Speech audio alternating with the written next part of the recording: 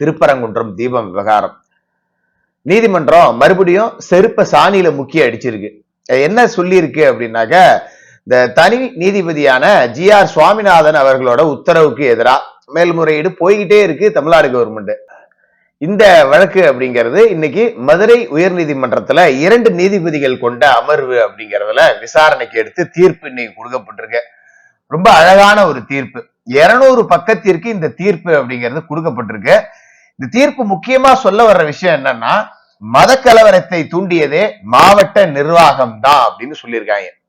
இருதரப்புக்கும் இடையில் பிரச்சனையை தூண்டுவதாக அமைந்திருக்கிறது அப்படின்னு அந்த தீர்வுல சொல்லியிருக்காங்க. அந்த தீர்ப்புல மாவட்ட நிர்வாகம்னா யாரு? தமிழ்நாடு அரசு. தமிழ்நாடு அரசுன்னா யாரு? வேற யாரு? நம்ம பொம்மை ஸ்டாலின் தான்.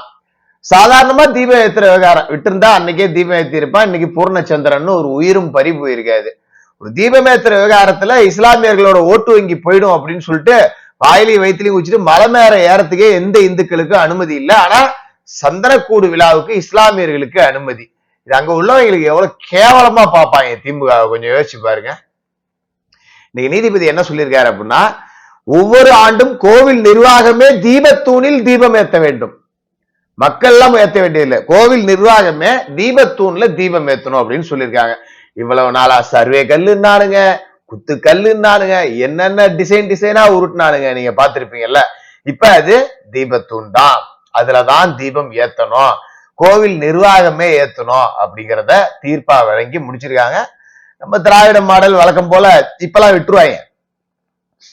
இப்ப விட்டாதவங்களுக்கு வேற வழியில தீபம் ஏத்திடுவாங்க. இவங்க அடுத்த வருஷமும் ஆட்சியில இவங்களை தப்பி தவறி உட்கார வச்சீங்கன்னு வச்சுங்களேன், கரெக்டா கார்த்திகை தீபத்துக்கு 2 நாளைக்கு முன்னாடி சுப்ரீம் கோர்ட்டுக்கு அப்பீலுக்கு போவாங்க.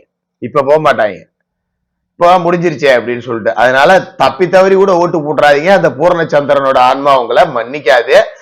இதுல முக்கியமான தீர்ப்பு என்ன அப்படின்னு சொல்லியிருக்காங்கன்னா, இந்த அரசு தான் இந்த பிரச்சனையவே பெருசாகுது. தனி நீதிபதி உத்தரவிட்ட அன்னைக்கே தீபம் ஏற்றியிருந்தா இந்த பிரச்சனைக்கே வேலை இல்ல, இருதரப்புக்குமான மோதலை தூண்டியதே அரசு தான் அப்படின்னு சொல்லிட்டு மறுபடியும் காரி தூணு துப்பாத குறையா துப்பி இருக்கு நீதிமன்றம் அப்படின்னு தான் இந்த வழக்கை நாம எடுத்துக்கணும்.